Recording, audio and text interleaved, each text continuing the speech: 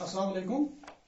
I'm Mohammad Jilani Shah in front of you from Government Girls Middle School, Guglusa. Today, my topic is water cycle. It is in lesson number 5, geography.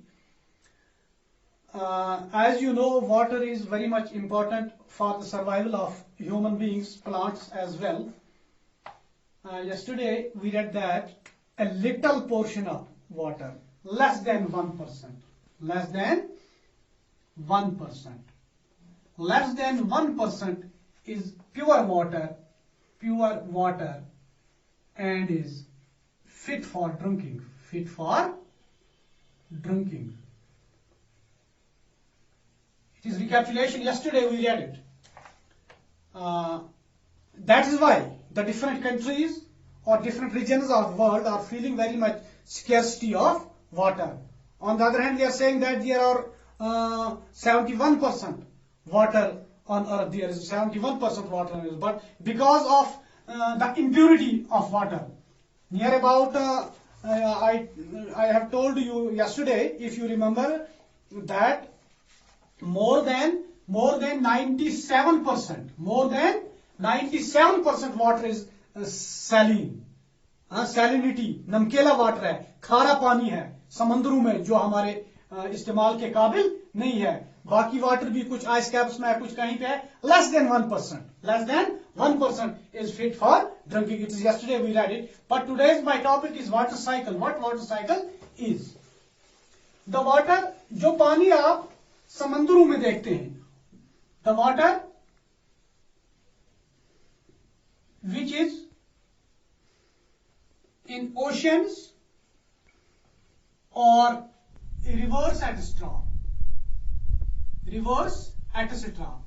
इस समंदरों के पानी पर जब सूरज की गर्म शाएं पड़ती हैं, सूरज की गर्मी जब इस समंदर के पानी पर पड़ती है, आपने देखा होगा जब कोई गीली चीज, हम अगर अपने कपड़े धोते हैं उनको बाद में रखते हैं कहां, सुखाने के लिए धूप में, आप देखते हैं वहां से क्या उठता है, भाप जिसको कहते हैं स्टीम, भाप वहां से उठता है ना. वो भाप होता क्या, actually that is water vapour, वो पानी ही होता है जो इन कपड़ों में इस गर्मी की वजह से हल्का होकर बाहर निकलता है. सेम इज द केस जो ओशंस पर जब सन की हीट पड़ती है, कहते हैं हमारी जमीन जो है, अगर earth is like a terrarium, यानी कि जैसा जो गमला होता है कोई गोलाई की शक्ल में,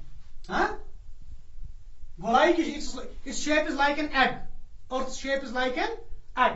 तो ये जो है इस जमीन पर जब समंदरों पर जब सूरज की गर्म शाएं पड़ती है तो वहां से क्या होता है, तचुब्बोहवथान, क्या चुवाथान, वहां पर भाप उठता है, जो भाप हल्का होने की वजह से ऊपर जाता है एटमॉस्फेयर में. एक ज्योग्राफिकल लॉ एक है, मैंने परसों भी आपको बताया, द हायर यू गो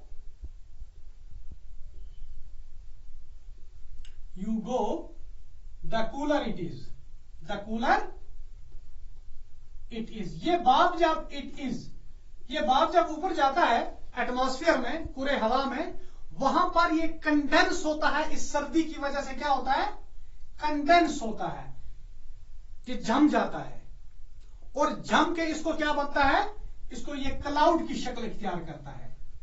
किसकी शक्ल करता है इख्तियार, क्लाउड की शक्ल इख्तियार करता है.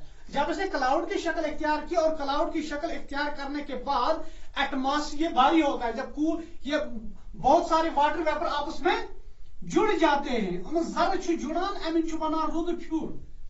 और इस चीज को, इस क्लाउड को जो है कि जब ये इतना भारी होता है जिसको एटमॉस्फेयर अपने ऊपर नहीं रख सकता है, तो ये छोटे छोटे टुकड़ों की सूरत में जमीन पर गिरता है, in the form of precipitation.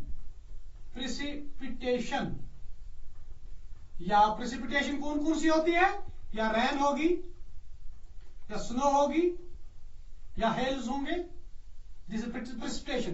तो ये जमीन पर फिर नीचे से ऊपर क्या गया, यही पानी गया ना, जो मैंने आपको कभी कहा भाप एक्चुअली पानी है, पानी गया ना ऊपर, ये कंडेंस हुआ, कंडेंस होकर फिर गिरा कहां पर, जमीन पर, फिर पहुंचा कहां पर, समंदरों पर, समंदरों में फिर जो है कि सूरज की गर्मी पड़ी.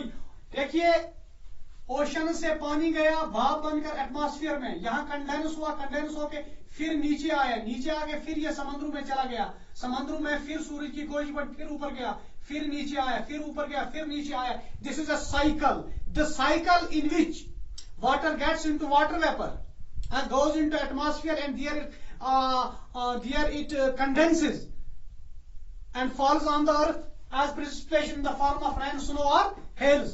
फिर ये समुद्र में पहुंचता है, वहां पर फिर इसको गर्मी जो है कि सूरज की गर्मी पड़ती है, फिर इसको भाप की शक्ल में ऊपर जाना पड़ता है, फिर आता है. ये साइकिल सदियों से जारी है, ये साइकिल सदियों से जारी है, which is known as water cycle. That's all till tomorrow. Until then, Assalamu alaikum.